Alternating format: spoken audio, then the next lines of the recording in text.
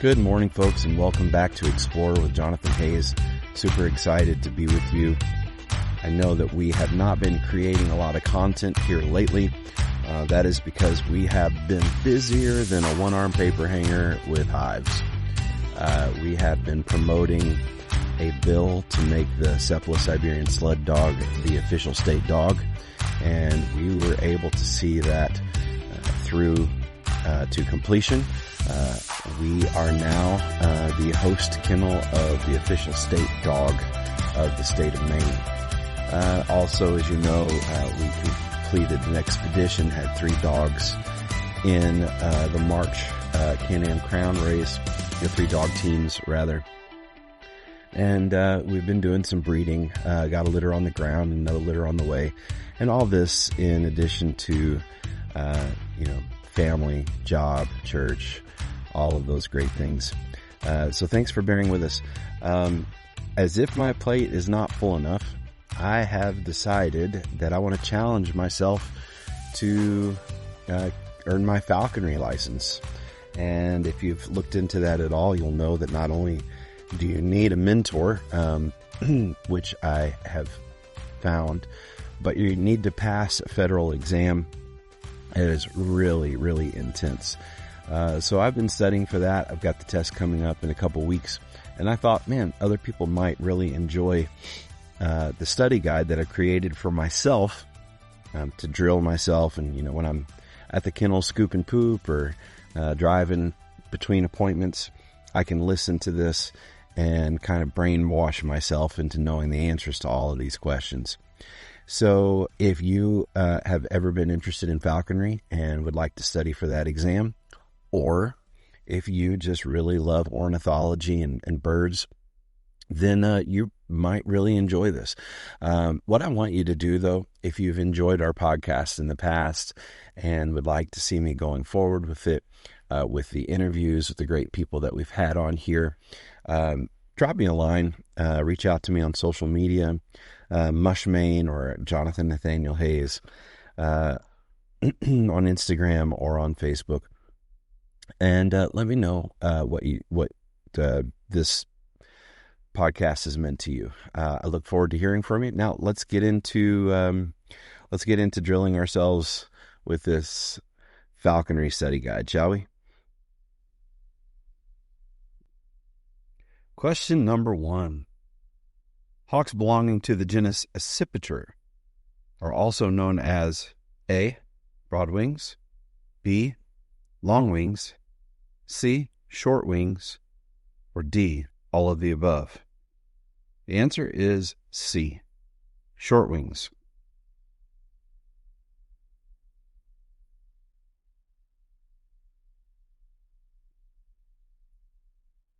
Which of the following is generally true regarding male raptors? A, they're the first to return from migration. B, they chose the nesting area. C, they provide most of the food after the young have hatched. Or D, all of the above. The answer is D, all of the above. Question number 3. A raptor tends to reach full size, A, at 1 year of age, B, when they leave the nest, C, at 6 months of age, or D, at 5 years of age. The answer is B, when they leave the nest. Question number 4. Which species of raptor does not exhibit sexual dimorphism? A, the kestrel, B, the red-tailed hawk, C, the peregrine, or D, none of the above. Sexual dimorphism. Now that is a difference between males and females. The answer to this question is D, none of the above, because all of these species exhibit differences between males and females, particularly size. Question number 5. A relaxed hawk is likely to A, preen, B, raise and tuck one foot, C, rouse, or D, all of the above. The answer is D, all of the above. Question 6. Which of the following does not describe a portion of a raptor's wing? the coverts, the alula, the seer, or the secondaries? The answer is the seer does not describe part of the wing. Which of the following terms does not fit with the others?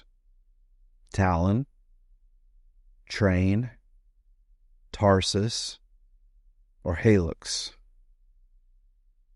The answer is train. Train is the tail. Which factor is most important in determining what raptor any falconer should fly? A, appropriateness of raptor housing. B, availability of prey suitable for the raptor. C, proximity of other falconers flying similar raptors. Or D, none of the above. The answer is B, the availability of prey suitable for that raptor. Question number 9 of 431 questions. The term passage, imprint, and chamber describe A, the legal status of the falconer.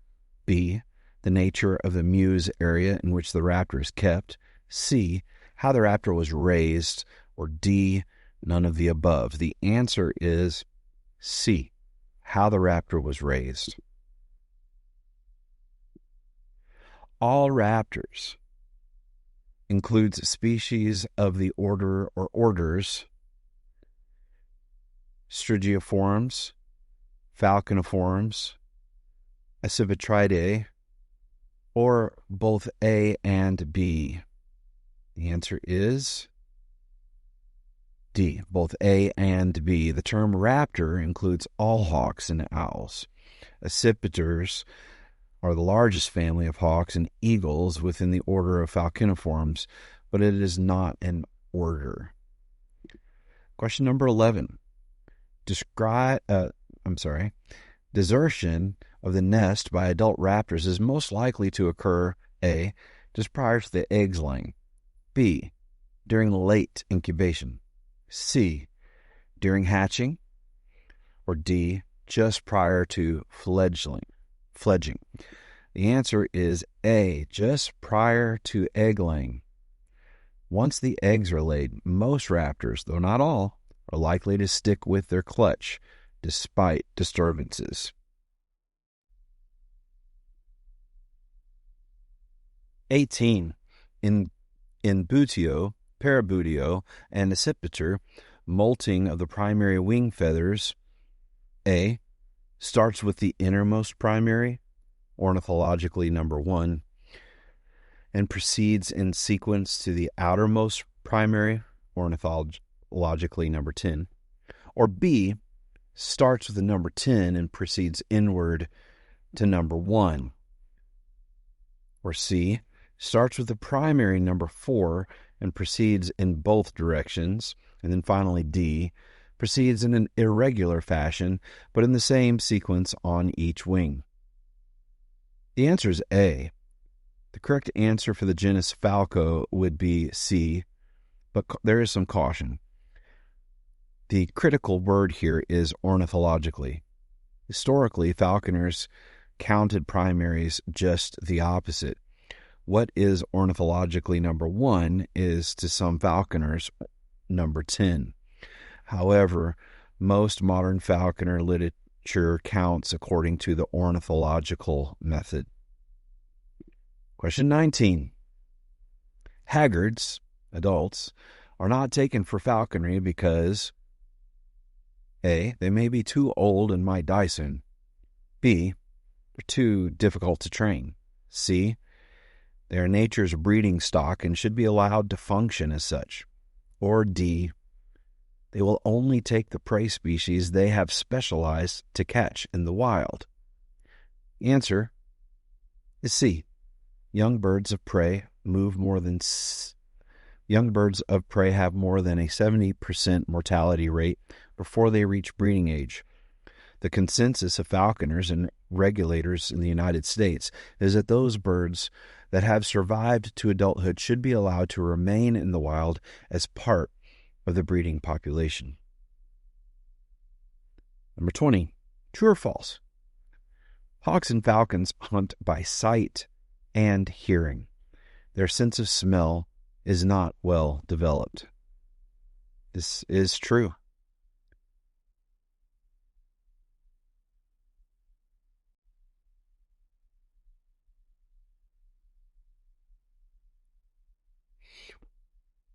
Number 21, one is most likely to find the seer. A, on the head of the raptor. B, on the feet of the raptor. C, on the wings of the raptor. D, around the breast area of the raptor. The answer is A.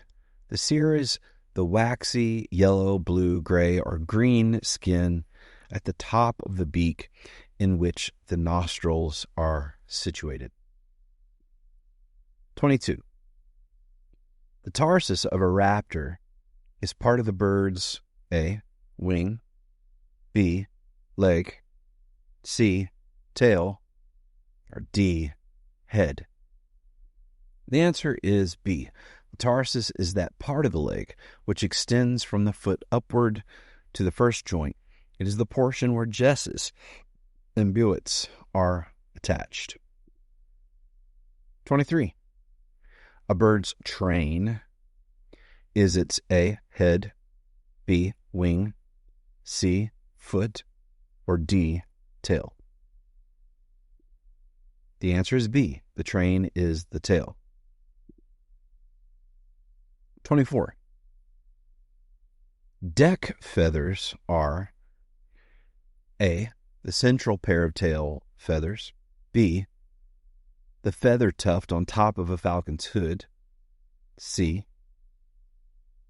the feathers used in imping a broken tail or wing feathers, D, the row of feathers which run down the wing above the primary and secondaries.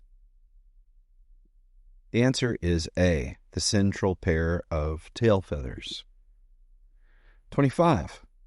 A good indication of completed growth in irises is when the bird is A, full-summed, B, hard-pinned, C, both A and B, or D, B but not A. The answer is C. Hard-pinned and full-summed are synonymous. They mean that the blood has withdrawn from the newly grown large feathers of the wings and tail, and that the feathers have hardened. 26. Your bird is likely to mantle. A, when in active pursuit of quarry. B, when standing over quarry. C, both A and B, or D, neither A or B.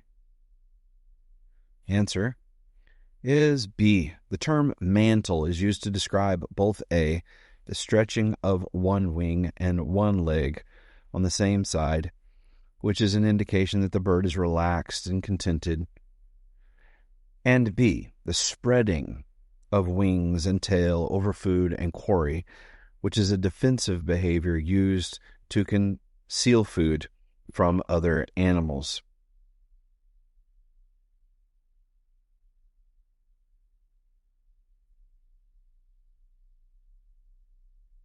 "27. A bird that is very comfortable with its surroundings and has a full crop is likely to A, gorge, B, hack, C, rouse, or D, wrangle. The answer is C. Rouse is an action common to all birds in which all the feathers are slowly erected and the bird shakes itself and the feathers then slowly settle back into place. It is considered a sign of tameness and well-being. Gorge is permitting a hawk to eat all it can until it refuses to eat more. Hack is a state of complete liberty, sometimes permitted to eyases during the first few weeks after they can fly. Wrangle pertains to small stones given orally to the hawk. Number 28.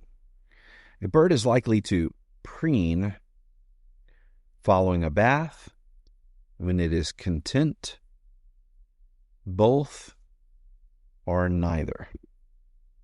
The answer is that preening describes a bird's behavior in straightening and dressing its feathers. It is a sign of a well-adjusted raptor. A bird will often preen following a bath or when it is content and comfortable. Number 29, cast means the act of disgorging a pellet of fur, feathers, bones. B, two falcons flown together. C, to hold or wrap a hawk so as to prevent movement. Or D, all of the above. The answer is D. All these are correct. A casting is a indigestible portion of a raptor's meal, usually the bones and feathers of their prey, which are formed into a compact pellet and disgorged through the mouth. The word cast is also used to mean two raptors of the same species flown together of either sex. One also casts a bird to immobilize it. The medieval falconer was most likely to inseam his or her bird. A, when it was hood shy. B, immediately after capturing the bird. C, when the bird was too fat. Or D, when the bird was sharp set.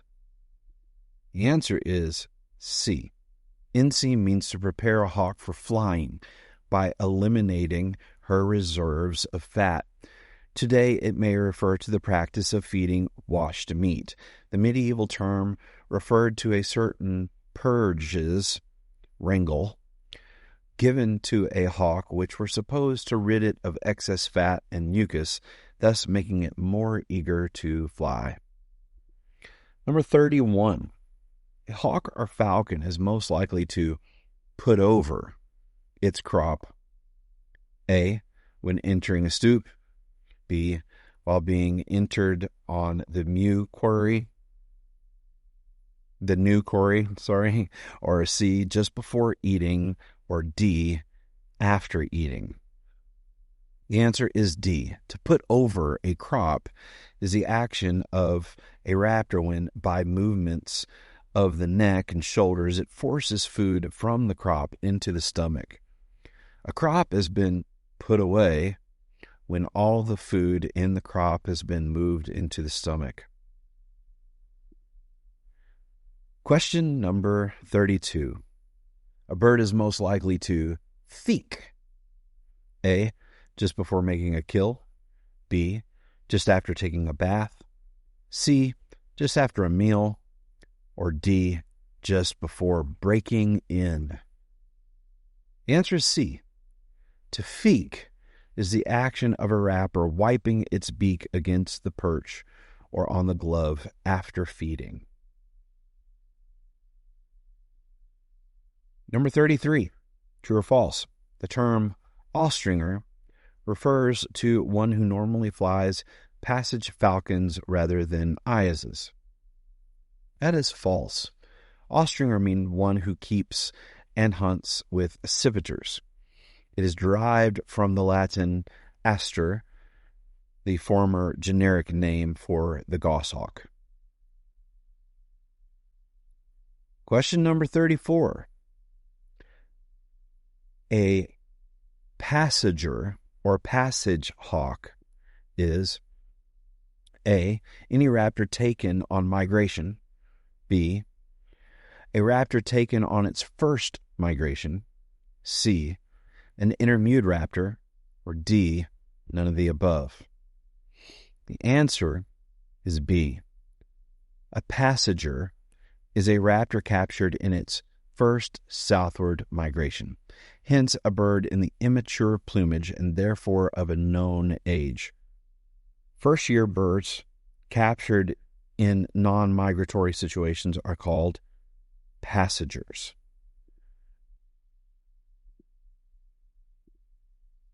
True or false? It is desirable that your bird crab after striking a quarry. This is false. Crabbing is a clash or fight between falcons or hawks. Sometimes it happens in the air, sometimes on the ground, over captured quarry.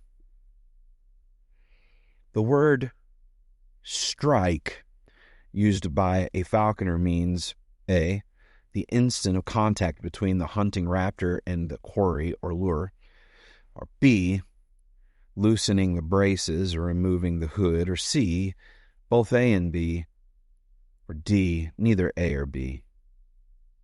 The answer is C. Strike has several meanings. It is used to describe the moment of impact. Striking the braces is the act of loosening the braces of a hood. Striking the hood is the act of removing the hood from the hawk or falcon. Question number 37. The phrase rake away is used to mean A, to abandon the flight and careen away. B, a falcon flying low to the ground. C, the cutting down of a swift-flying quarry by a slashing strike and pass by a goshawk. Or D, none of the above. The answer is A. Rake away is used to describe a flight at quarry or to the falconer that is aborted. The bird flies toward an intended target and then suddenly changes course away from that target. Number 38. True or false? Intermude describes a medieval practice now considered archaic by North American falconers. The answer is false. Intermude simply describes a bird that has been kept a full year. Literally, it means interval in the mews, referring to the summer period of inactivity in the mews, during which time a hawk molts. Hence, an intermude hawk is a hawk that has been molted in captivity. 39. Drinking water is also known as A, yarrick, B, bowsing, C, warbling, or D, carrying. The answer is B, bowsing.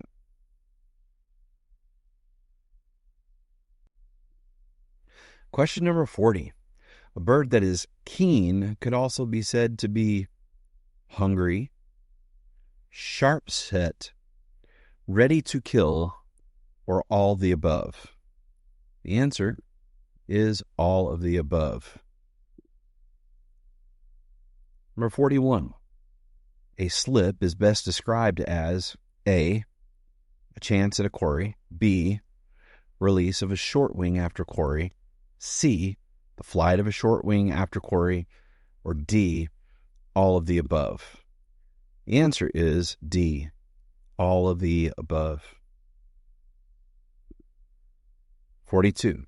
The falcon in which sexual dimorphism is found in both plumage, coloration, and pattern is the A, peregrine, B, American kestrel, C, gyrfalcon, or D, none of the above. The answer is B. In the adult plumage, both the American kestrel and the merlin demonstrate conspicuous coloration differences based on gender. However, immature merlins of either sex look the same. Question 43. Which of these birds lacks distinctive immature plumage during their first year? The goshawk, the red-tailed hawk, the merlin, or the American kestrel? The answer? The American kestrel. They differ from other falcons in that their first year plumage is very similar to their mature plumage. They differ also in the manner of the first molt. The body plumage, but not the large wing and tail feathers, are molted and replaced in late summer. This means the first body plumage is scarcely full grown before it begins to molt. Question number 44. True or false? The American kestrel is closely related to the Eurasian sparrowhawk. This is false. The Eurasian sparrowhawk, Accipiter nisus, is a small accipiter, or short-winged hawk, and it's very similar to the sharp-shinned hawk. The American kestrel, which was formerly called the American sparrowhawk, is the smallest North American falcon. Number 45. A small hawk alights nearby and immediately pumps its tail up and down several times. This tail pumping is a good indication field mark of a sharp-shinned hawk, B, American kestrel, C, broad-winged hawk, or D, northern harrier. The answer is B. Tail pumping, head bobbing, and hovering are classic field identification characteristics of an American kestrel. 46. A very small raptor hovering 20 feet above an open field is most likely a sharp-shinned hawk, B, American kestrel, C, merlin, or D, Cooper's hawk. The answer is B. There's nothing shy about a kestrel. It lives, hunts, nests, and perches right out in the open for all to see. The most typical hunting method of the species is that of hovering. Even when hunting from atop a pole, it may not make a direct flight to the quarry. Instead, it may fly out over the spot where it has seen something move, then hover over it before dropping down. 47. Although in the summer this raptor employs a hunting style adapted to catching grasshoppers and mice, wintering individuals often show a more typical falcon style when capturing small birds. Is this the northern harrier, the American kestrel, the broad-winged hawk, or the sharp-shinned hawk?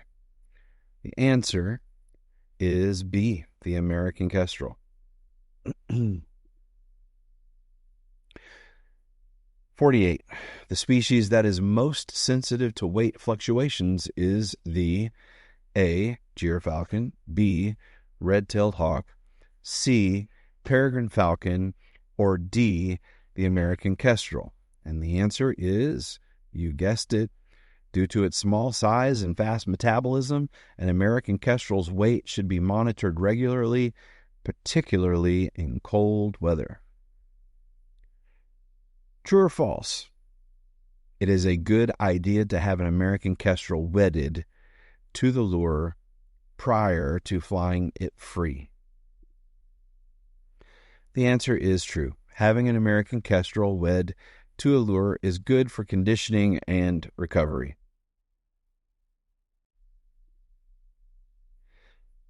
Number 50 of 431.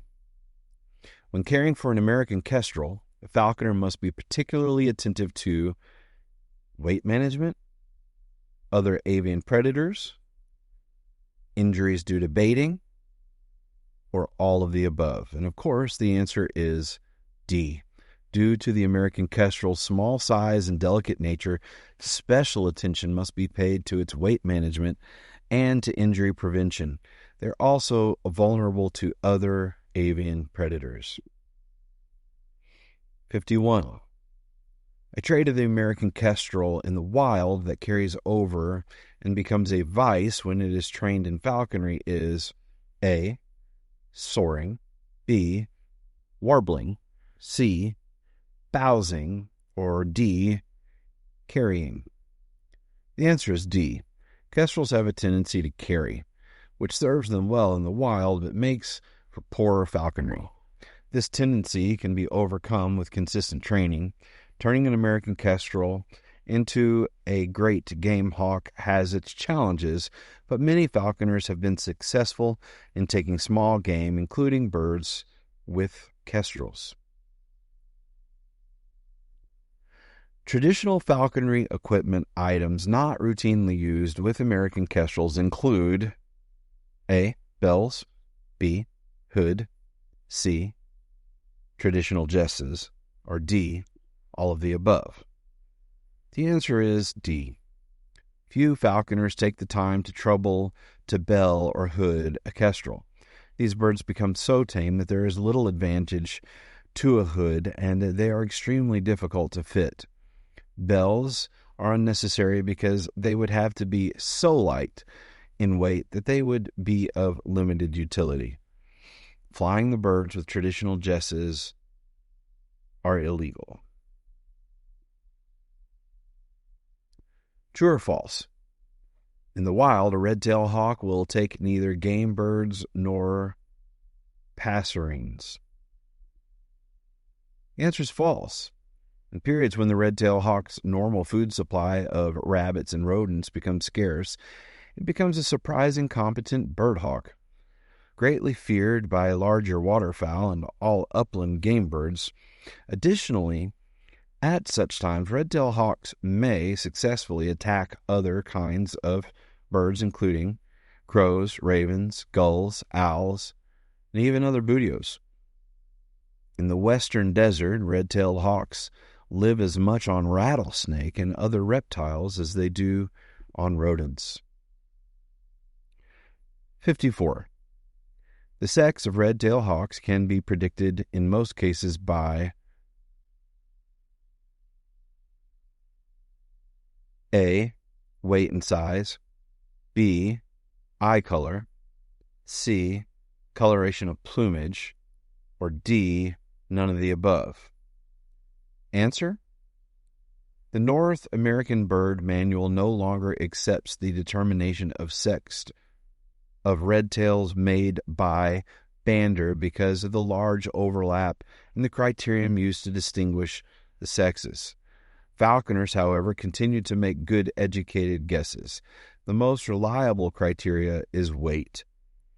The males follow well the concept of the term tiercel by truly being about 1/3 smaller than the females on average, but the size range within each sex is quite large.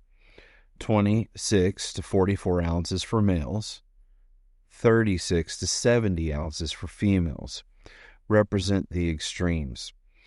Males on average weigh 34 ounces and females weigh 49 ounces. Number 55. True or false? There's no sexual dimorphism in the red-tailed hawk. The answer is false. In addition to being much larger and heavier, females generally, though not always, have larger and more powerful thighs and feet, broader and larger heads, wide wings, and a blockier overall build. As to behavior, males are somewhat more spirited, but also more temperamental. Females more readily crash into heavy cover in pursuit of quarry, but they lack the quickness and aerial dexterity of the males. True or false? Red-tailed hawks only nest in trees. Answer: false. In the western states, red-tailed hawks occasionally choose cliffs as their nest sites, and in Arizona they sometimes nest in tall seguru cactus. Some also nest on ledges of tall buildings in major urban areas, such as in New York City. 57. In New York State, red-tailed hawks will lay their eggs in February, March to April, April to May, or May to June. The answer is egg production in red-tailed hawks varies with the climate. In New York, red-tailed hawks lay their eggs in March or early April. Incubation averages 30 days and is shared by both sexes. Here in Maine, we did not see the red tails until mid-April. 58. When their nest tree is climbed by human, red-tailed hawks will usually A. attack the intruder, B. disappear and permanently desert the nest, C. utter vocal cries from a distance, or D. sit tightly on the nest. The answer is C. Red-tailed hawks almost never attack an intruder at the nest. Western red-tailed hawks are sometimes more aggressive. 59. In the wild, red-tailed hawks generally fledge how many young? 1, 2, 3, or 4? The answer is, on average, 2 are successfully fledged. Question number 60. A red-tailed eyas generally leaves the nest for the first time at 2 weeks, 4 weeks, 6 weeks, or 8 weeks. The answer, a young red-tailed hawk leaves the nest at 45 days, but often returns to the area in early summer. Question 61. During the fall migration, the best place to trap a passage red-tailed hawk in New York, the bow net or mist net, is atop a ridge running from northeast to southwest, atop a ridge running from east to west, in an agricultural valley with interlocking field and forest, or on a beach. The answer? Migrating hawks tend to ride the updrafts southward from ridge to ridge. 2 weeks after the equinox, the red-tailed hawks begin to move, and the first cold front brings them over by the dozens each day. The best day is a fine, cold day following foul weather. But if the wind gets too high, it is hard coaxing them out of a soar. Trapping red-tailed hawks remains good until about November. So the answer to that was A, atop a ridge running from the northeast to the southwest.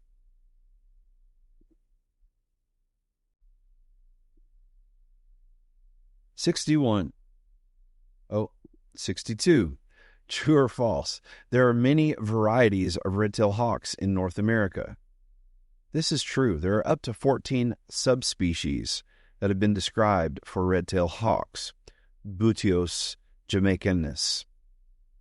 But falconers know that the red-tailed hawk is so variable that no two individuals look alike anyway. 2 subspecies stand out, though. A very pale subspecies, the Crider's hawk, occurs in the west, with a tail on the adult that is almost white. Further north in upper British Columbia and southern Yukon, a very dark red-tailed hawk strongly resembles the golden eagle in color, has been given the name the Harlan's hawk. Leucistic, white individuals also exist in localized areas within the red-tailed hawk's range. 63. The species best suited for taking rabbits is a merlin, a red-tailed hawk, peregrine falcon, or any of the above. The question is, the red-tailed hawk is oriented toward ground quarry, particularly large rodents and rabbits. The other birds are oriented toward avian prey. 64. To properly exercise a red-tailed hawk, A, block it out in a place where it will bait continuously. B, stoop it to the lure repeatedly. C, fly it multiple times on a creance. Or D, take it to the field and hunt with it.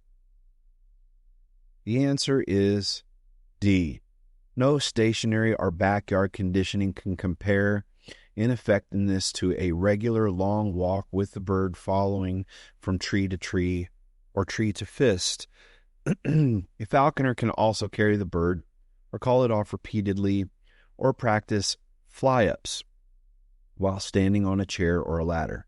However, this alone won't get an intermewed bird back into hunting shape. The best method is to fly your bird hard and often.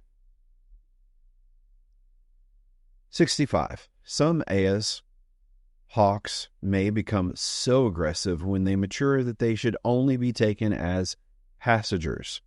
The species that displays this behavior to the greatest degree is the goshawk, Harris hawk, red-tailed hawk, or prairie falcon. The answer, sadly, is C. IS red-tailed hawks are known for their aggressive tendencies when they get older. Also, if an imprinted red-tailed hawk is lost, it may become a menace to dogs or humans. 66. Your imprint IS red-tailed hawk has attacked a member of your hunting party. She binds to the person's body with both feet and hangs. Some of her talons have drawn blood, and there's danger of serious injury. The best way to remove her is to A. Pull the hind talons of each foot backwards and slide the foot forwards. B. Pour water on the hawk. C. Throw a garnished lure or live pigeon on the ground. Or D. Grab the hawk by its head and squeeze. The answer is D. In an emergency situation, there is potential serious damage to human beings, a domestic animal, or another raptor. A hawk can be removed from a bind by or crabbing situation by clutching its head. When their head is grasped firmly, the raptor typically lets go of whatever they are doing to grab at whatever is binding to their head. Nevertheless, this method does not always work. The next best method is answer A. In non-emergency situations where there's no danger of serious injury, the preferred method of removing an angry bird is from a bind is to pull the rear talon from the foot out of the wound and slide the front talons forward. True or false? If your red-tailed hawk misbehaves, it should be disciplined immediately so that it will associate the punishment with the adherent behavior. False. The non-social nature of raptor precludes any understanding by them of the use of pain or force or threat of force in their training. True or false? Aggression by red-tailed hawks may not be manifested until its second or third year. This is true. Increased aggression toward humans and pets may develop in IS red-tailed hawks upon sexual maturity.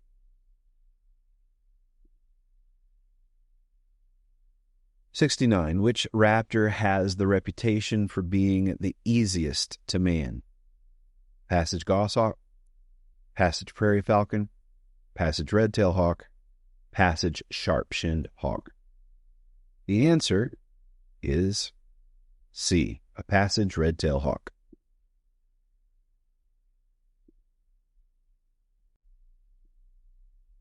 Number 70. The reason to select an American kestrel over a red-tailed hawk as your first bird is A, they need to be fed less often.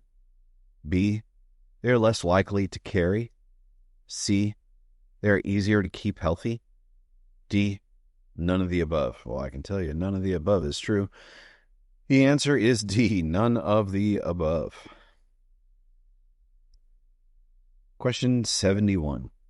Which bird is most tolerant of the cold? Red-tailed hawk, Harris hawk, Apalmato, falcon, or none of the above? The answer is the red-tailed hawk. The hunting style of the red-tailed hawk is best described as waiting on, attack from above, perch and wait, or none of the above. The answer is C, perch and wait.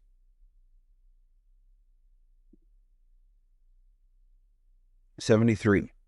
Taking an eyas red-tailed hawk from the nest is preferred over trapping a passage red-tailed hawk because they are less likely to become aggressive.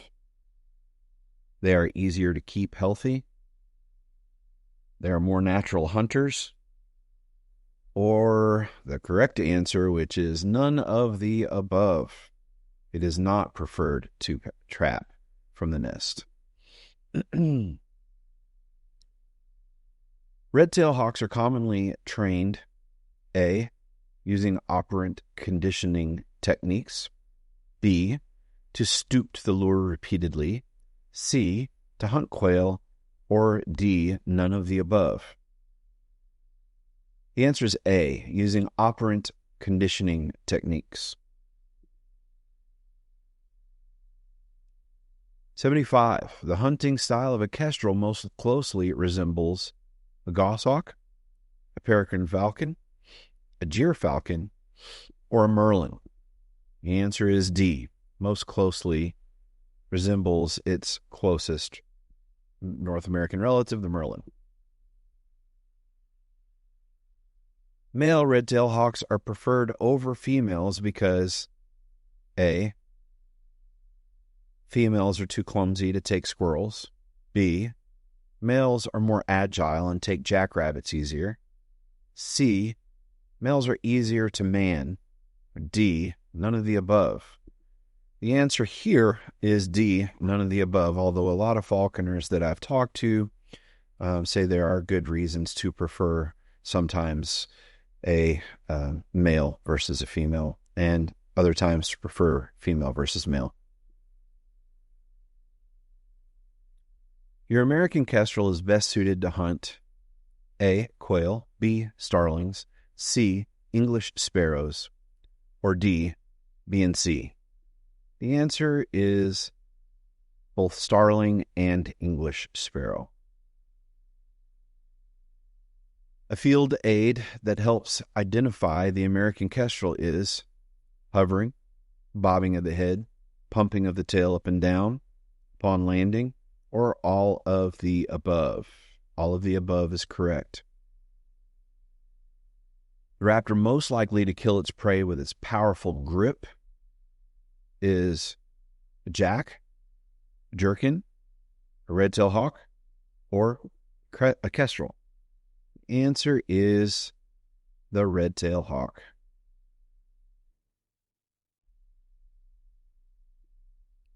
The defining characteristic of true falcons include possessing heavy, crushing feet, having a toothed or notched beak, ding, ding, ding, feeding only on birds,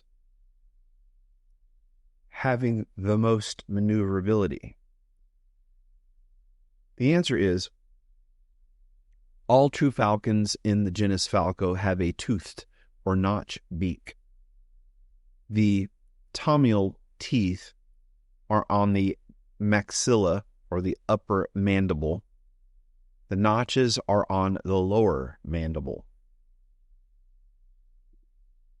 True or false? Large falcons kill their prey primarily by their tremendous gripping power of their feet. False.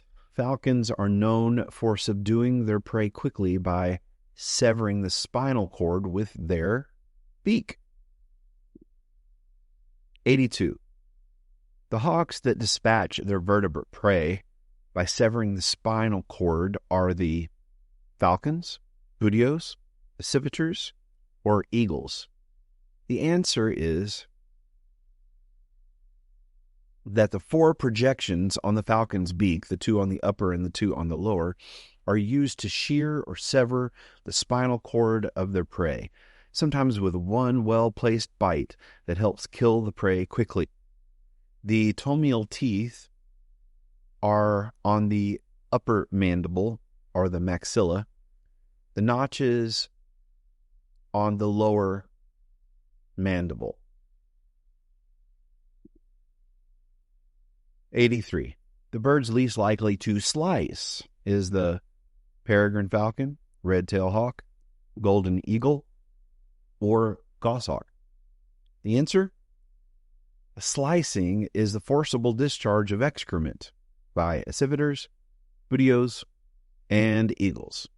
All falcons drop their moots straight down after they have left the eyrie.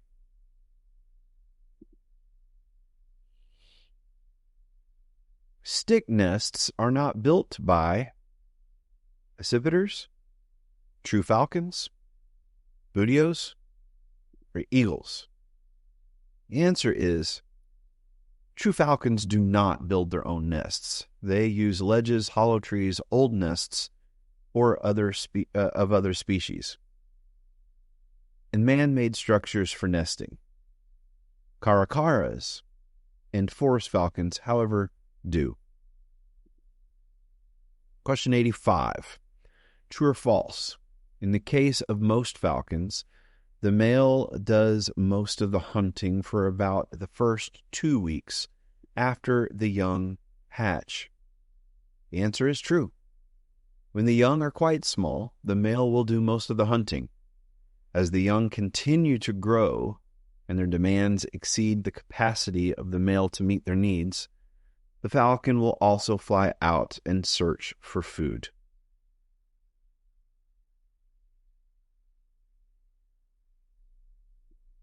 '86.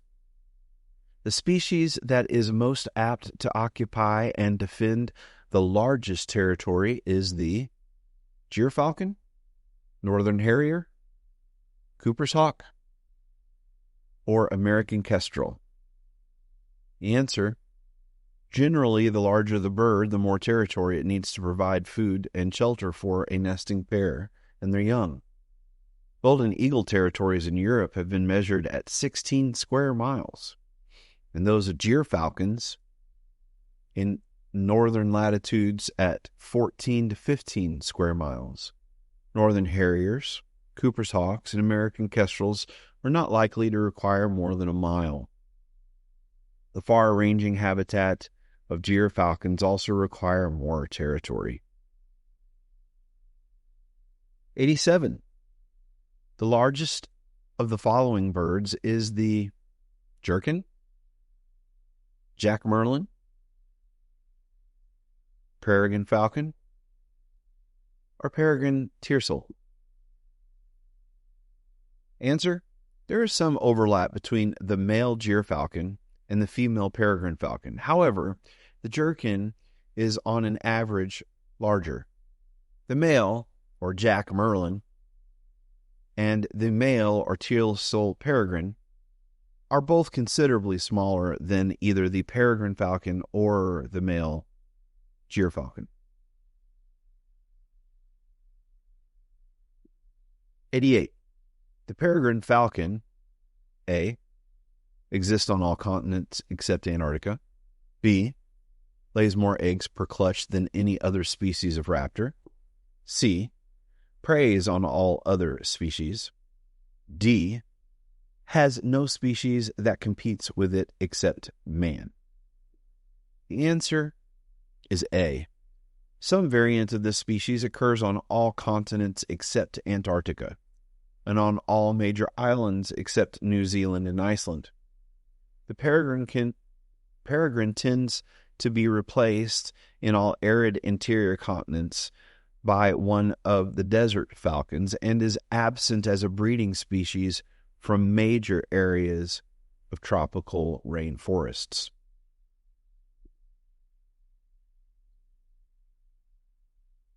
A malar stripe is likely to be found on peregrine falcon, ptarmigan, mullen hood, ornate hawk eagle. The answer? In any plumage, the real mark of the peregrine is the face bar, known as the mask or the malar stripe. This is a broad, dark mark extending downward from the crown across the eye. Many species of falcons have this mark, but on none of them is it so well developed as clearly marked as on the peregrine. Question 90, true or false? The skin and scales areas of an adult prairie falcon and peregrine falcon differ from those of the immature individuals? The answer? True. The easiest and most reliable method to identify a first-year prairie falcon is by examining the skin and scale area. As with other large falcons, the feet, cere, eyelids of the first-year birds are blue. On the adults, it is yellow. In most of the northeastern peregrine subspecies, there is a tendency for the plumage of the first-year birds to be colored in shades rich reddish-brown. Adults are blue-gray above the light of the rump, cross-barred with darker gray. Their upper breasts are often white, fading to salmon below.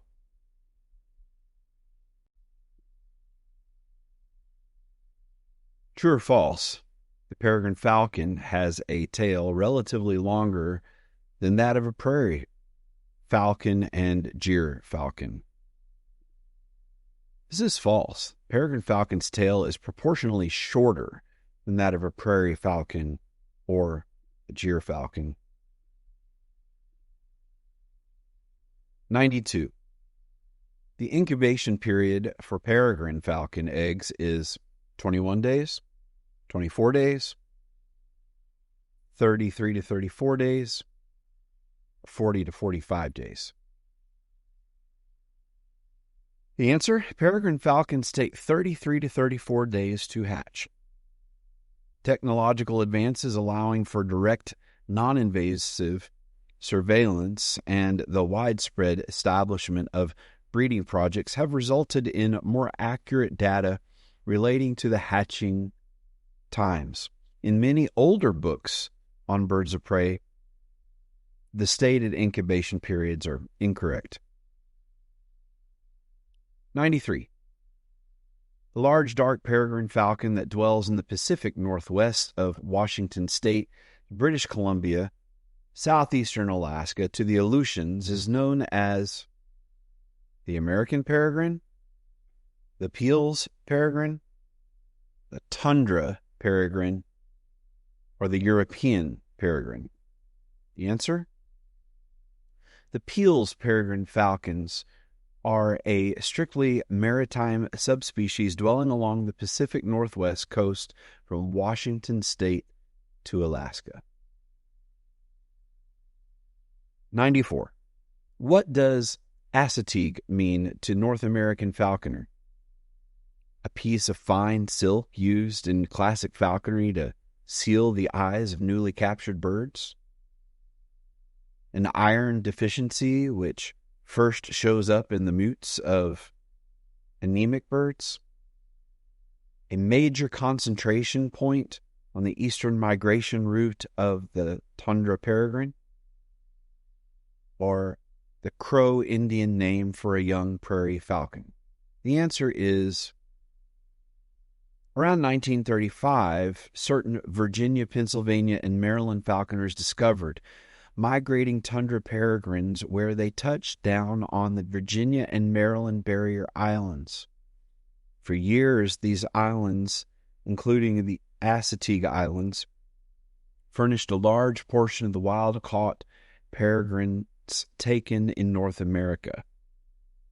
Young peregrines migrate from the Arctic to South America as far south as Tierra del Fuego.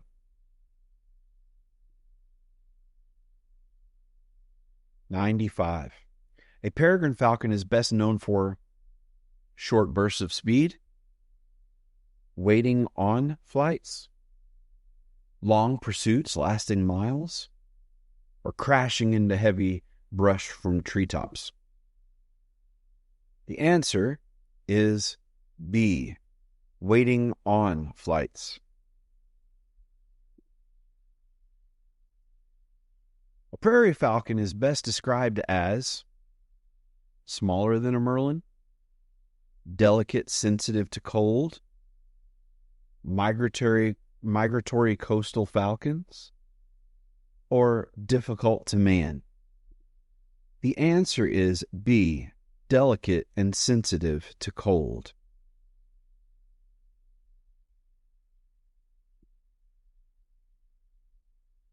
'97. Large falcons are known to capture their prey by binding, striking, intermewed, A and B?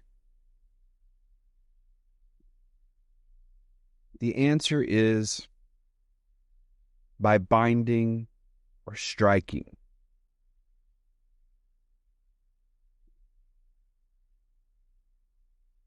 '98. Cooper's hawks are best suited for hunting duck, quail, jackrabbit, or pheasant. The answer is B, quail, sorry. Cooper's hawks are best suited for hunting quail.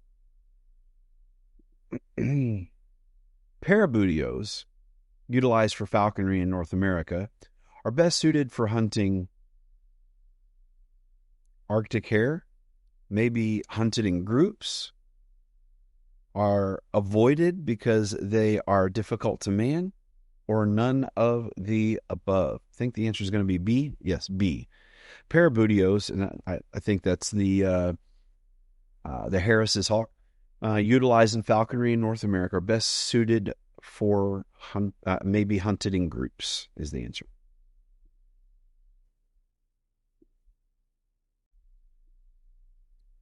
Question 100. Male sharp-shinned hawks are well suited for hunting A, quail, B, English sparrowhawks, C, rabbits, or D, pheasants.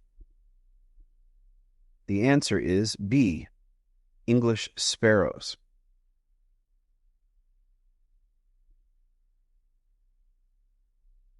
101.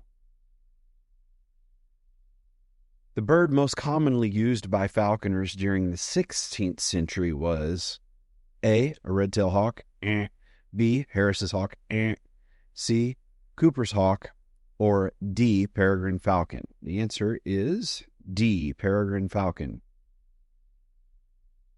A wild haggard falcon represents wild breeding stock, is considered more difficult to train than passages, is unsafe to handle, A and B, or all of the above. The answer is D, all of the above.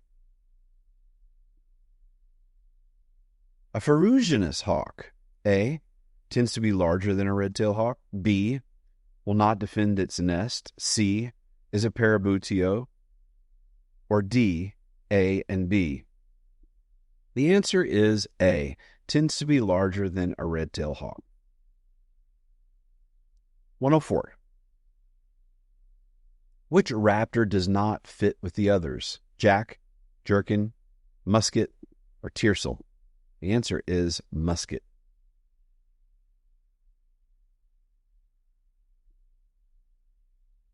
Which raptor is least likely to build its own nest? Musket, redtail, jack, or a marsh hawk? The answer is C, jack.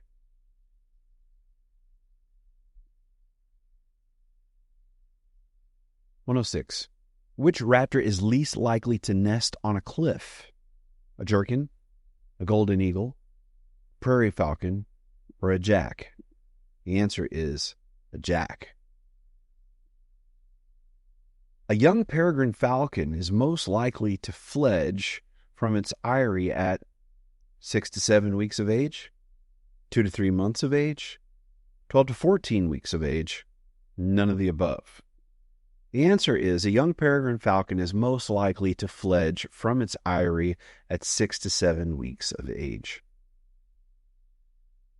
108. Goshawk nest is most likely to be encountered in suburban woods, in the edge of a woodlot near an open meadow, in a coniferous forest, or on cliffs. The answer is a goshawk nest is most likely to be encountered in a coniferous forest. Which raptor is most likely to travel the longest distance during its migration? A merlin, prairie falcon, a goshawk, or a gyrfalcon? The answer is the merlin.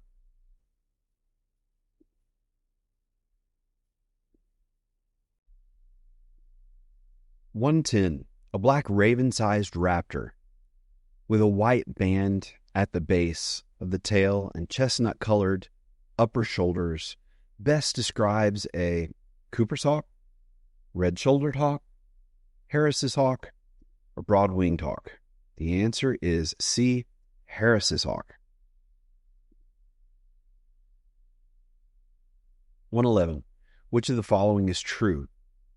A haggard hawk was once an eyas, or an eyas hawk was once a haggard, or a passage bird was once an eyas, or A and C above are both true. The answer is that A and C above are both true. A haggard hawk was once an eyas, and a passage bird was once an eyas. 112. When a falconer is attempting to call their bird, a visitor should A, stay back and sit still, B, not get between the falconer and the bird, C, walk toward the bird, or D, A and B. The answer is that A and B are both true. You should stay back and be still and not get between the falconer and the bird. 113. Drinking water is also known as A, yarrick, B, bowsing, C, warbling, and D, carrying. The answer is bowsing. Drinking water is known as bowsing. 114. Manning your newly caught red-tailed hawk is best accomplished outdoors from day one by starving the weight off quickly, by using food to encourage a response, or by feeding a full crop daily. The answer is manning your newly caught red-tailed hawk is best accomplished by using food to encourage a response. 115. The benefit of hunting your bird frequently include A, providing a good diet of wild-caught game, B, providing excellent exercise for your bird, C, strengthening the bond between you and your bird, and D, all of the above. And of course, the answer is all of the above. 116. Once your freshly caught red-tailed hawk tries baiting off the fist and sits quietly, your next goal should be to enter it on wild game, lure fly it, get it to feed off the fist, tie it to your block perch.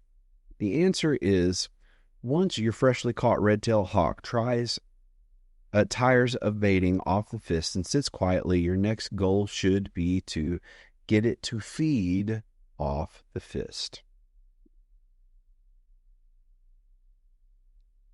117. Hacking a bird refers to A, introducing it to game, B, releasing a passage to fly free, C, allowing a young bird to mature in a chamber, or D, none of the above. The answer is D, none of the above. A bird that is keen could also be said to be hungry, sharp set, ready to kill, all of the above.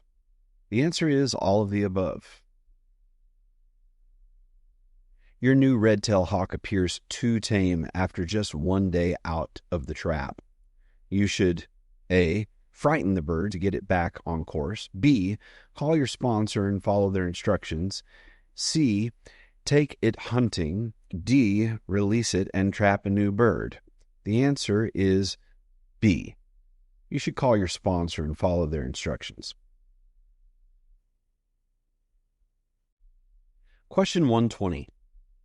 Use of a lure may be desired when a bird is being trained, when an immediate recall to your bird is necessary, when recalling your bird from a great distance, or all of the above. And the answer is all of these. 121. Your red-tailed hawk appears too keen prior to hunting. You should give it wrangle, use a halsband while hunting, tame hacket, or none of the above? And the answer is none of those. 122. Your red-tailed hawk is well manned and flying to the fist on a creance. When do you feel comfortable flying it free? A, when it quickly comes 10 feet to the fist. B, when it comes 10 feet to the lure. C, when it comes 50 feet to the lure. Or D, when it comes 50 yards to the fist. The answer is D.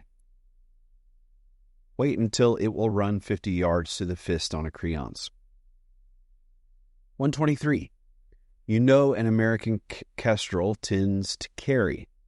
To help prevent this, you should use a lightweight lure, only fly it when it is in Yarok, use a weighted lure, or use a halsband when flying. The answer is C.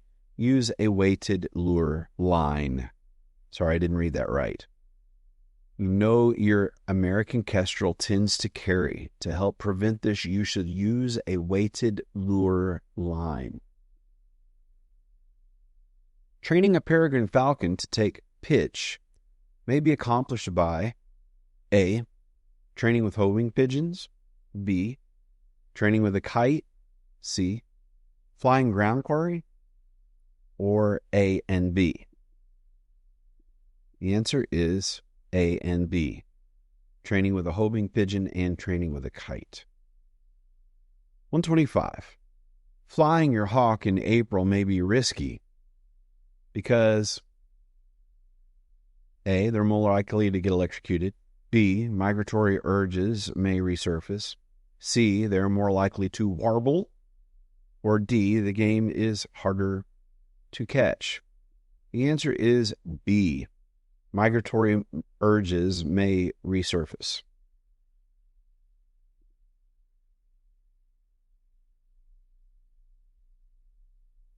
126. The first time you fly your red-tailed hawk free, he refuses to come down from a tree. Great. You are forced to leave him out for the night.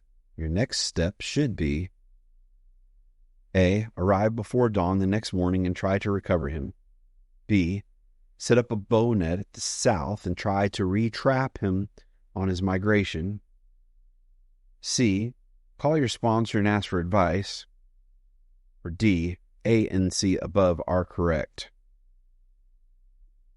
And the answer is D. So let's reread that. The first time you fly your red-tailed hawk refuses to come down, you're forced to leave him out over the night. Your next step should be arrive before dawn the next morning and try to recover him, and call your sponsor and ask for advice. 127. Your first passage red-tailed hawk is likely to A, look for new people to hunt with. B, return to your muse. C, revert back to the wild in short order. Or D, starve if you don't recover it quickly. The answer is C. We'll revert back to the wild in short order. Question 128. Which of the following statements is true regarding lure flying? It is an ancient practice that has no place in modern falconry. It is a useful tool to conditioning any hawk. It is a useful tool for conditioning any falcon. It is likely to make your red-tailed hawk fist-bound. The answer is, it is a useful tool for conditioning any falcon. That's lure flying. 129. The best description of an operant conditioning technique is pinching your bird's toe after not jumping to the fist, jump ups to the fist with a varying reward, withholding food after not jumping to the fist, or none of the above. The answer is jumps up to the fist with a varying reward. 130. Your objective when training your hawk is to make it as tame as possible, to train it to accept you as its owner and master, to show it affection so that it will like you, or none of the above. The answer is to make it as tame as possible. 131. After hunting your red-tailed hawk for a season, you decide to keep her through the molt. Your goal should be A, to keep her sharp, set through the molt. B, inseam her through the molt. C, add about 20% to her flying weight. Or D, feed her as much as she can eat each day. The answer is to add about 20% of her flying weight during the molt. Which type of raptor starts molting its outermost primaries first and then proceeds in sequence to the innermost primaries? Falcons, Budios, accipiters, or none of the above? The answer is D, none of the above. When training your first red-tailed hawk, your objective with hooding should be A, be patient, calm, relaxed, and give it a good try. B, only use the giant hood. C, resign yourself to having a hood-shy bird. Or D, A and C. The answer is A, be patient, calm, relaxed, and give it a good try. 134. An acceptable quarry for a new hawk may include squirrel, rabbit, quail, or all of the above. The answer is all of the above. When looking for a duck flight for your new bird, you would ideally A, fly larger water to encourage a good pitch. B, fly a single or small group of ducks. C, encourage your bird to take a duck off the surface of the water. D, none of the above. The answer is B. When looking for a duck flight for your new bird, you would want to fly a single or small group of ducks. 136. Your red-tailed hawk will have more success hunting if A, it is hunting from trees or poles. B, you carry it on an elevated T-perch. C, you hunt with it from a fist. Or D, A and B. I think it's going to be D, which is A and B. You'll have more success with your hawk if he's hunting from trees and poles where you carry it on an elevated perch. Question 137. The raptor most likely to catch prey in a ringing flight style is the goshawk, the merlin, the American kestrel, or the red-tailed hawk. The answer is the merlin.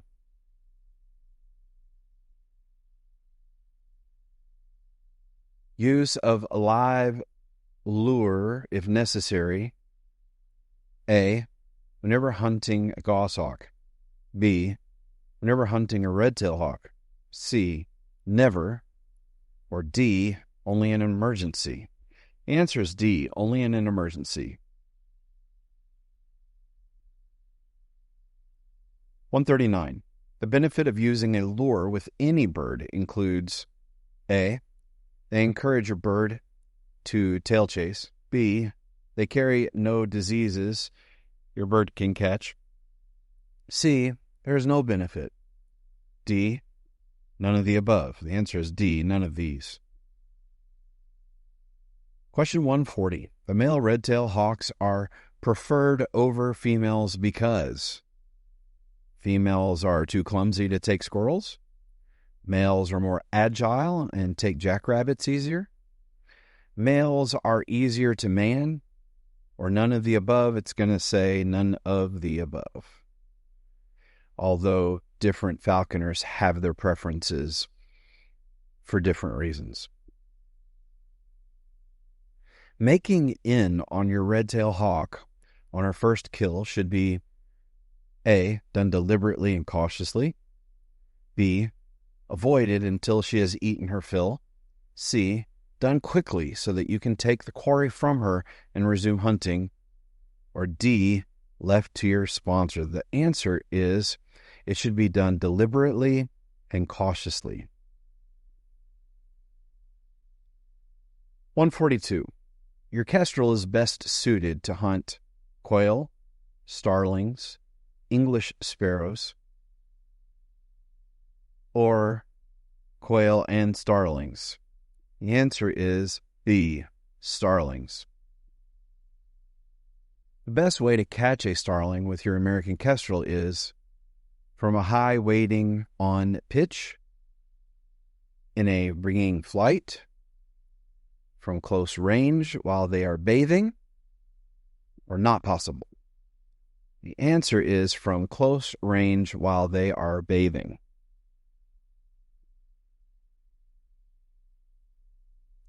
.144. The jackrabbit makes for difficult quarry because they seek thick cover, because they are fast and good at dodging, because they are big for a red-tailed hawk, or D, none of the above. The answer is B.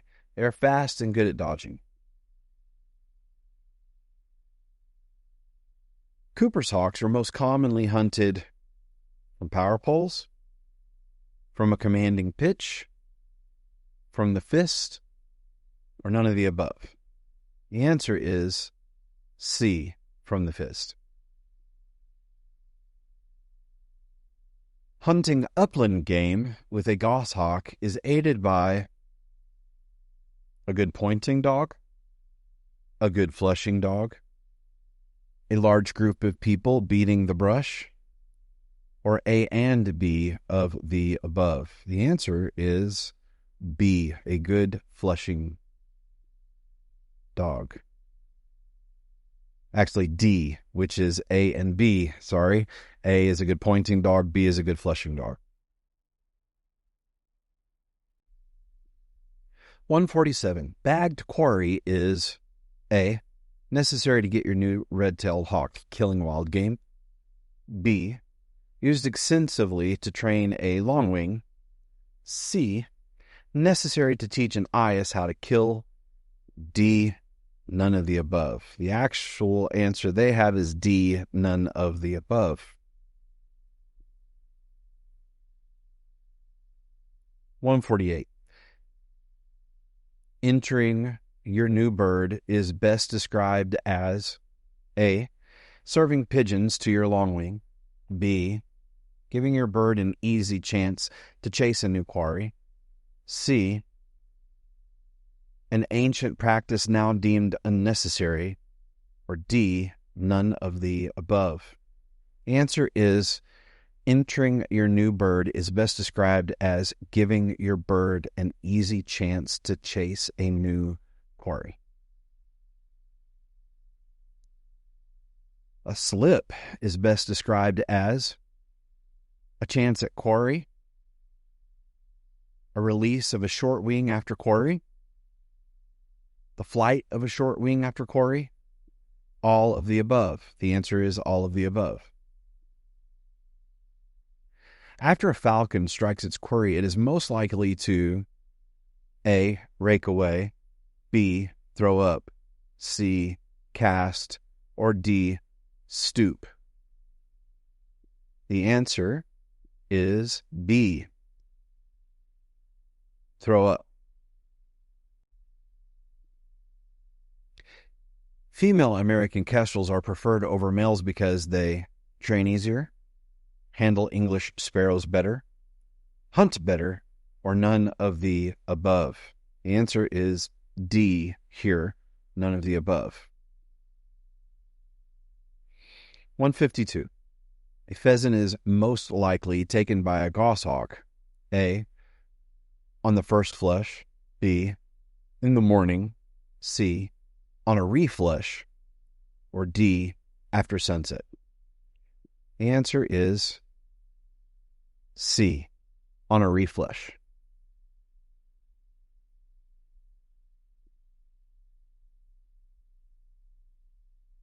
Number 153.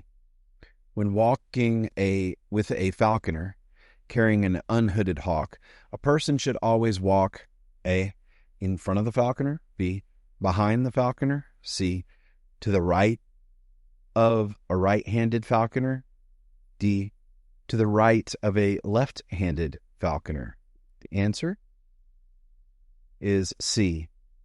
Hawks are quick to sense a stranger and may become uneasy with unfamiliar people behind them. The person accompanying the falconer should therefore always walk on the side opposite of the hand on which the hawk is perched. Right-handed falconers traditionally carry their birds on their left hand, so the person should walk on the right.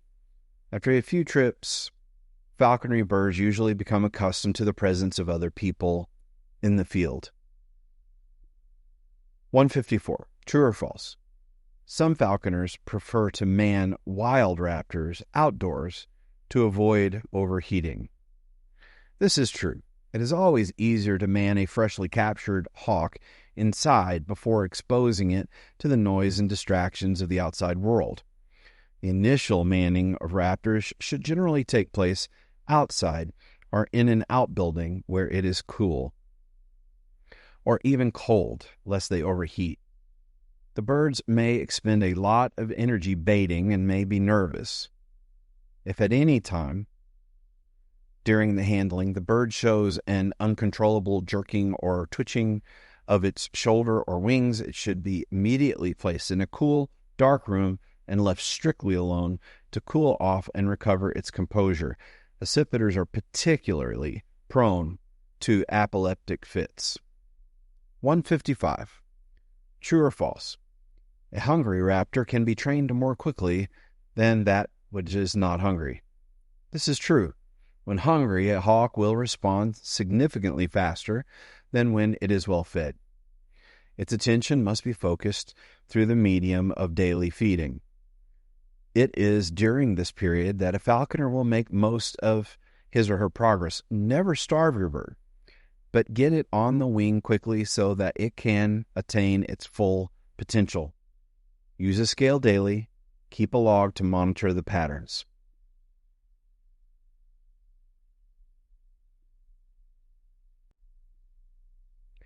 True or false? Falconers prefer their birds to be sharp set before they enter the field to hunt. This is true. Sharp set means hungry, keen, and sharp. It indicates an alert state and readiness to kill. 157. Raptors are most effectively trained, A, by a system of punishment, B, by a system of rewards, C, by a system of rewards and punishment, D, none of these raptors do not respond to either. I think the answer they're going to give is a system of rewards. Yes. Hawks and falcons are not social animals, so the system of reward and punishment will not work. They react favorably only to a system based entirely on rewards. With forced punishment or the threat of force, the non-social animal can react in only two ways. They can try to escape or fight back. True or false? Hawks should not be made too tame, but should be encouraged to retain their wild nature. This is false. Tamenese is a point of refinement in the art of falconry and should be encouraged at all time.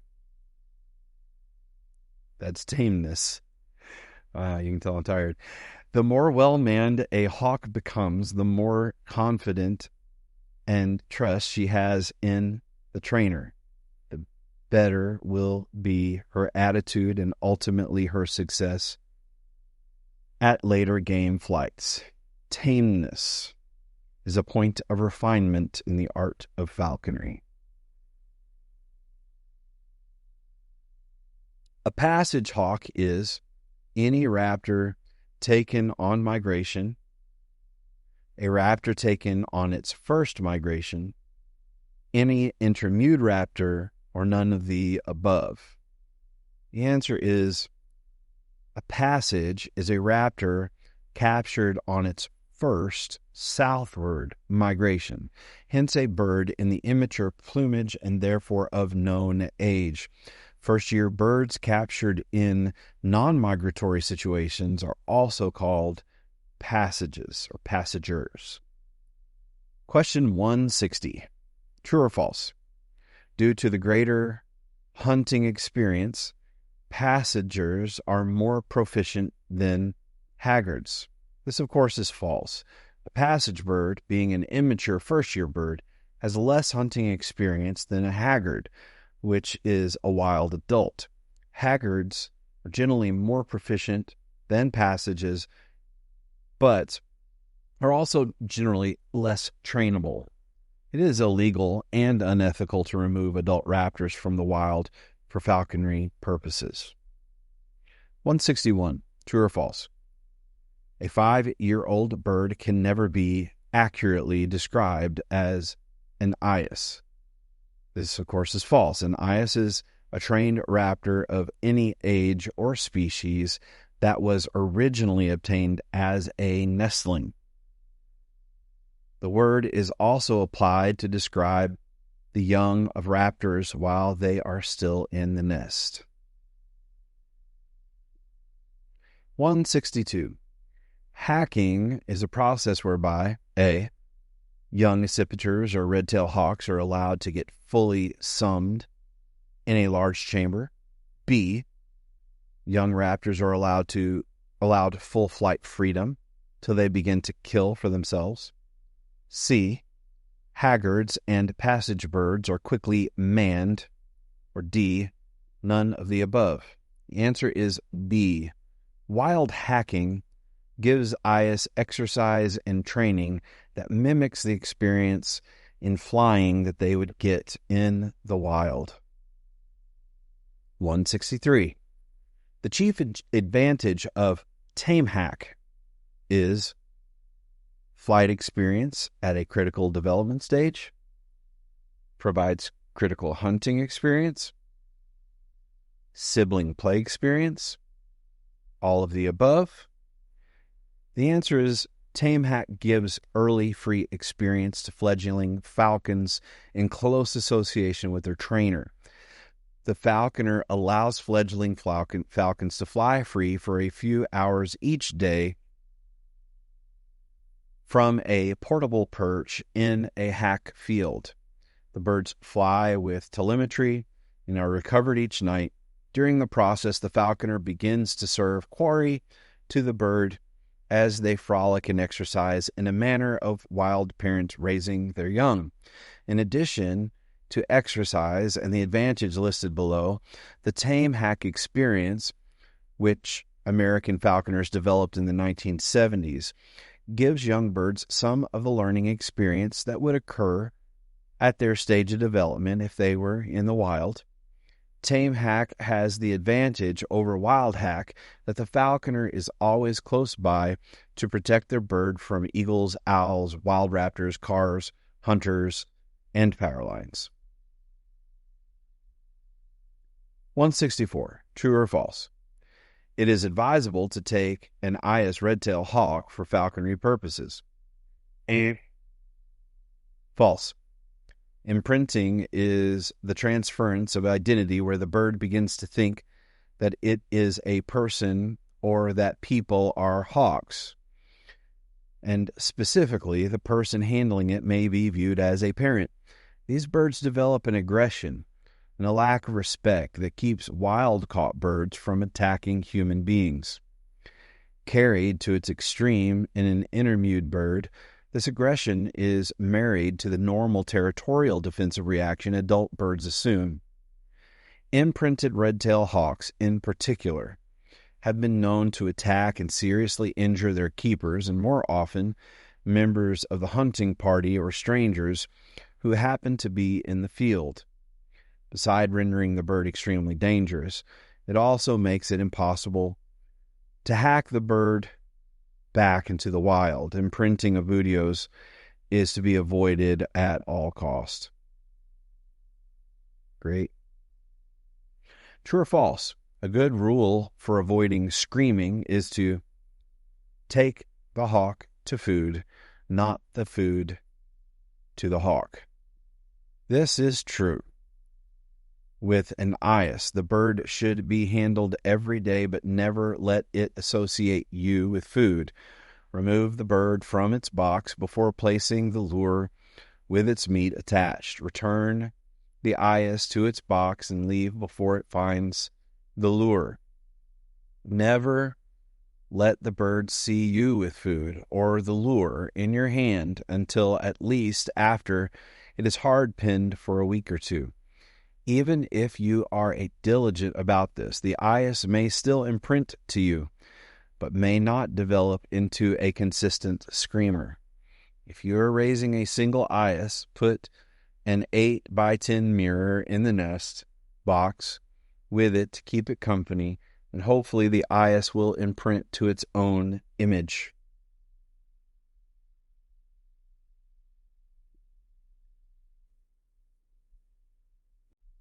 Question number 166.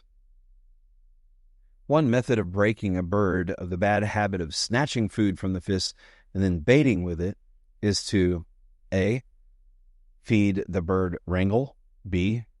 Feed the bird tidbits from the fist. C. Use a house band to restrain the bird from baiting. D. Conceal small amounts of Tabasco sauce or other foul-tasting food in the carcass of a day-old chick and allow the bird to bait with it. What the heck? The answer is B. This bad habit reflects poor early training. To remedy it, the falconer should permit the bird to eat only off the fist. Feed tidbits from the fist and never allow the hawk to have a large portion. If the bird is offered only very small portions, she will eventually become discouraged from grabbing them and flying off. The use of is tiring, is also therapeutic. 167. During early training, carrying can be discouraged by A. Holding and securing the lure. B. Using a braille. C. Forcibly removing food from the raptor. Or D. Quickly making into the raptor on its kill.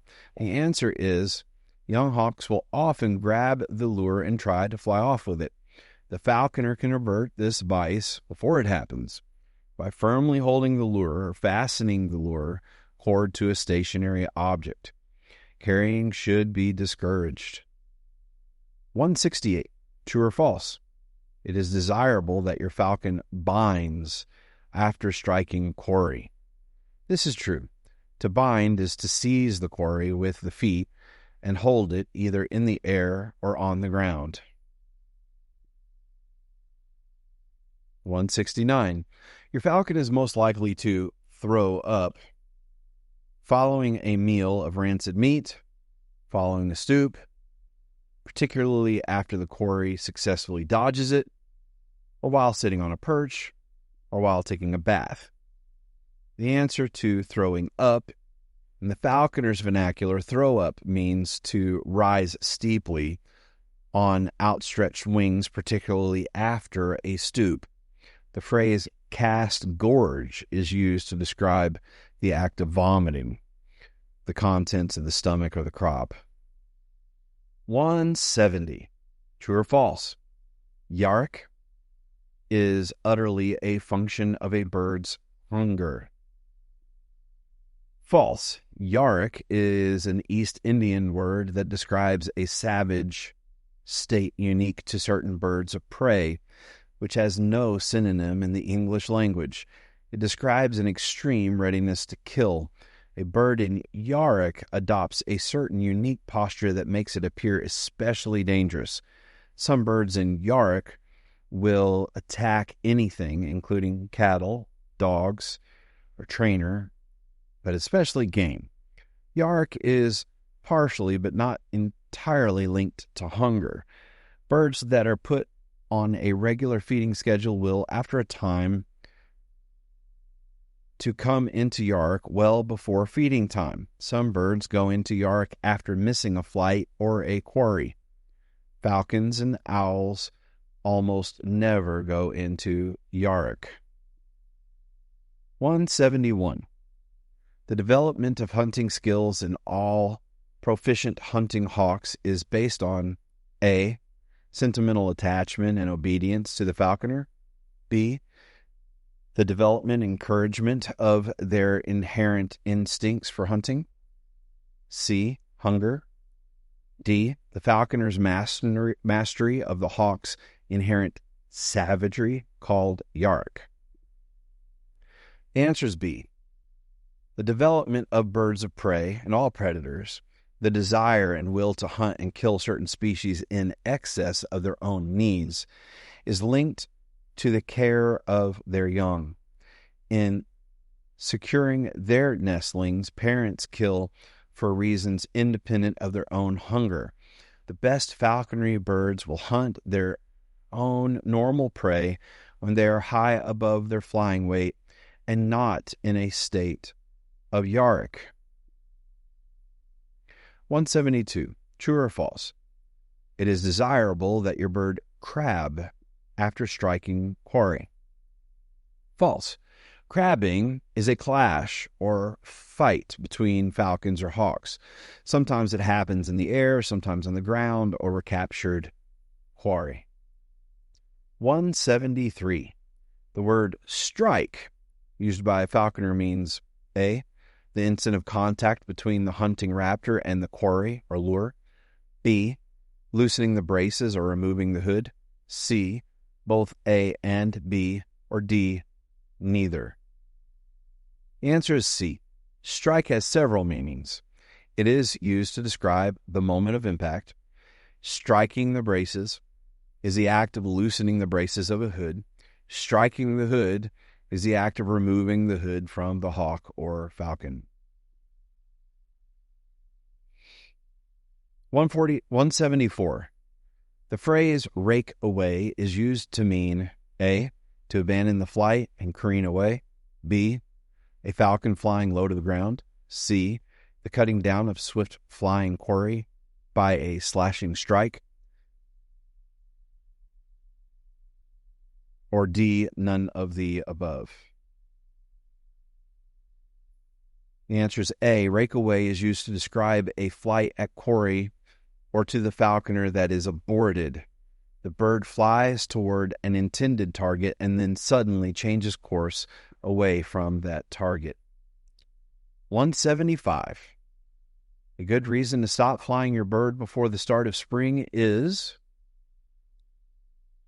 A. Frequency of soaring weather. B. Resurgence of latent migration urges. C. Influx of many migrating passerines birds. Or D. All of the above. The answer is B. Spring is a dangerous season to fly any bird. Leaves reappear on the trees. The molt begins in April, but will be delayed if the falconer keeps their bird sharp set. And hormonal changes urge the bird to migrate or seek a mate. The whole atmosphere turns over. The warmer, lower air bursts upward, expanding and accelerating as it goes and carries your bird with it. A bird caught in this updraft will seldom return. An additional hazard associated with spring is the temptation to chase recently arrived passerine birds, which were absent all winter.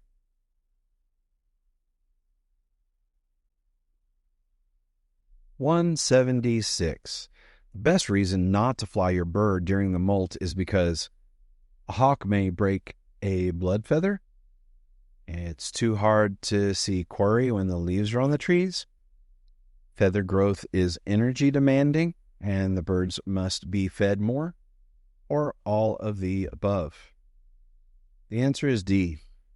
While wild birds must continue to fly and hunt during the molt, it is generally recommended that falconry birds kept during the molt be kept in high condition in a stress-free environment in order to promote feather growth and development, which has a direct impact on the bird's flight capabilities. Breakage of soft, in-the-blood feathers could impact the bird's health and feather condition. A high condition would negatively impact the falconer's ability to control and recall a free-flying bird. Birds generally lose weight more slowly in warm weather, making weight management more challenging. Finally, it is harder to see birds when trees are in full foliage. 177. True or false? Intermude describes a medieval practice now considered archaic by American falconers. This is false. Intermude simply describes a bird that has been kept a full year. Literally, it means an interval in the mews, referring to the summer period of inactivity in the mews during which the hawk molts. Hence, an intermude hawk is a hawk that has been molted in captivity. 178. It is most useful to enter your bird. A, when it is unfamiliar with the surrounding landscape. B, when it is unfamiliar with a particular quarry that you wish it to hunt.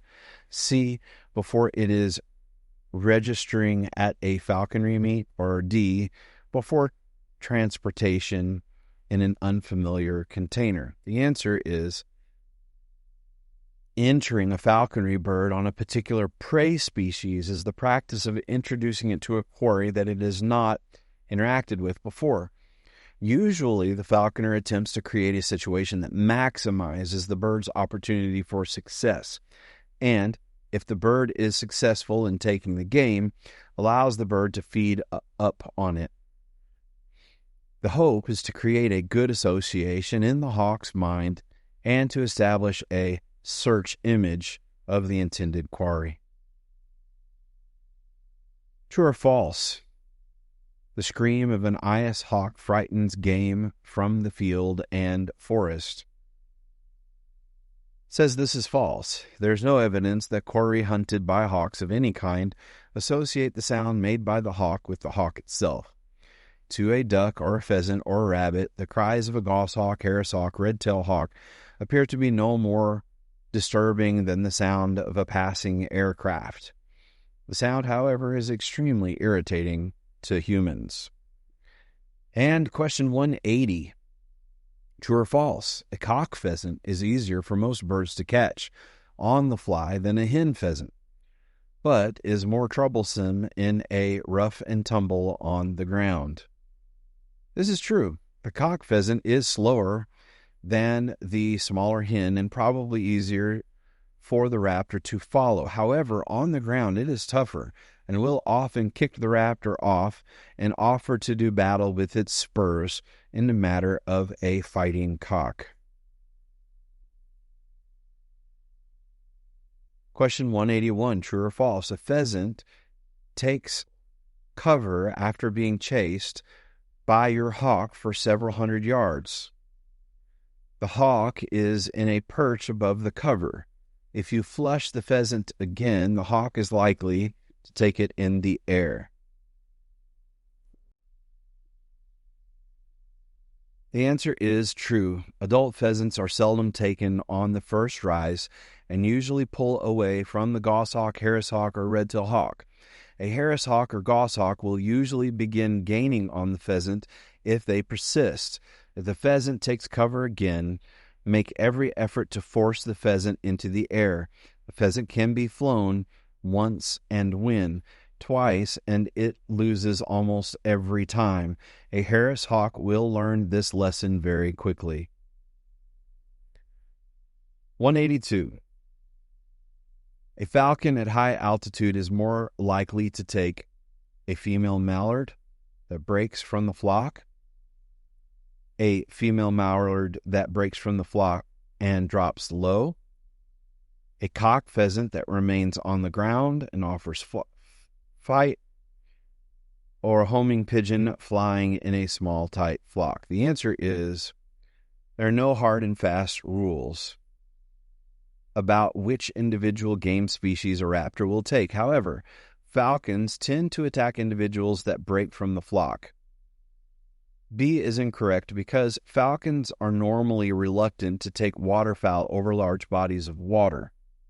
C is wrong because aggressive behavior by quarry toward the falcon will often discourage the predator. D is wrong because it is more difficult than is commonly thought for a falcon to take a pigeon. It is even more difficult when an individual pigeon is flying in a flock. There are a few wild hawks that, under normal circumstances, can take a full-flighted pigeon. A good homer will not outfly, but can outdodge the best falcon.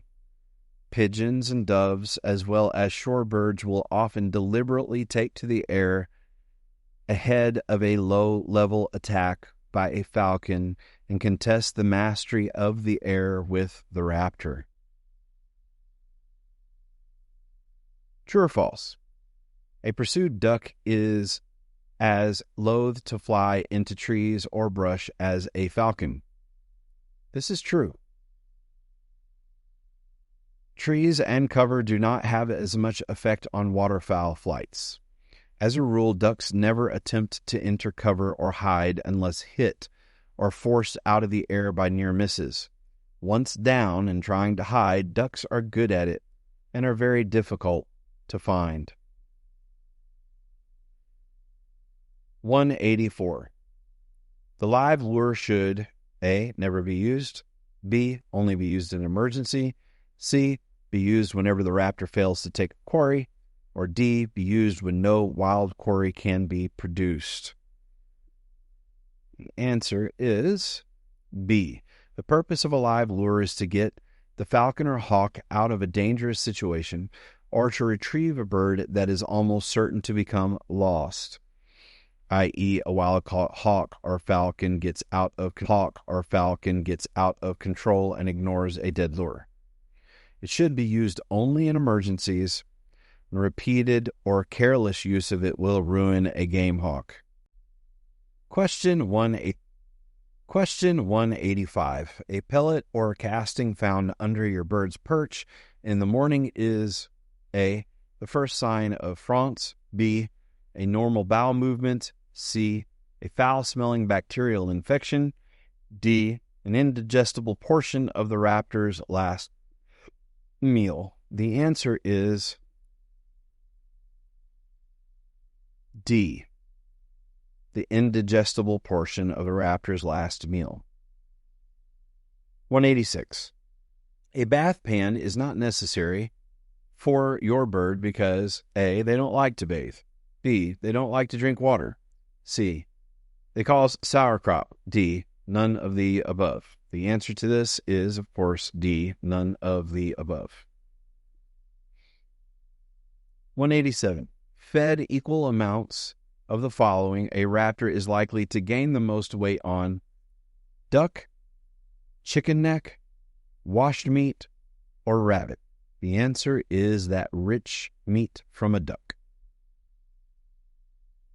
A MUSH should provide all of the following: A. Protection from predators, B. Protection from the elements, C. Good ventilation, or D. All of the above. The answer is D. All of the above. 189. Your new red-tailed hawk bends some feathers while hunting.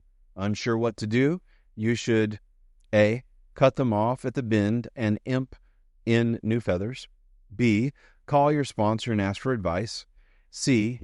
Soak them in leather softening oil. Or D. Pluck the feather. The answer is B. You should call your sponsor and ask for advice. 190. The apprentice falconer should best judge his raptor's condition daily by checking A. Feather condition, B. Weighing, C. Feeling the keel, D. Checking for yarok. The answer is B. Weighing your raptor. Question 191. The gram scale can be used to weigh A. American kestrel, B. Peregrine falcon, C. Gyrfalcons, or D, all of the above? The answer is D, all of the above.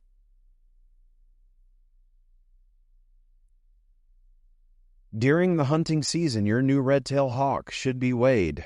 A, once a week. B, whenever you go hawking. C, once a day. Or D, when they seem fat. The answer is C, once a day. 193. Fret marks on the feathers of a new bird is the result of A, arrested feather development, B, stress, C, both A and B, or D, none of the above.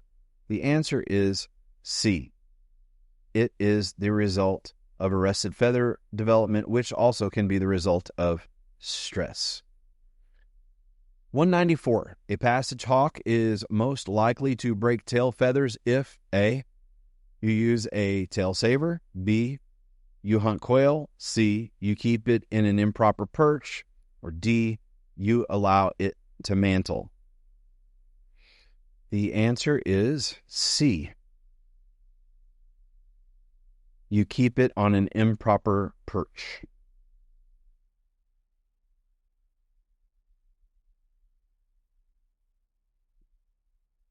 Question 195. While the white chalky substance in a hawk's moot is A, the ureter from the kidneys, B, the feces from the digestive tract, C, abnormal and cause for concern, or D, undigested food. The answer is A, ureter from the kidneys.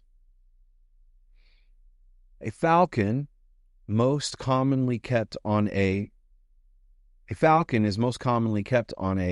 screen perch, ring perch, block perch, or bow perch. The answer is C, block perch. 197. A pigeon wing makes a good tiring. They can be used to keep a bird's beak trim, aid in manning a bird, provide nutritious meal, A and B, and it is A and B. They can be used to keep the bird's beak trim and aid in manning the bird. 198. A bird's flight weight, A, stays constant all the time. B, may vary based on temperature. C, is best maintained with a diet of washed meat. D, A and C above. The answer is B, actually.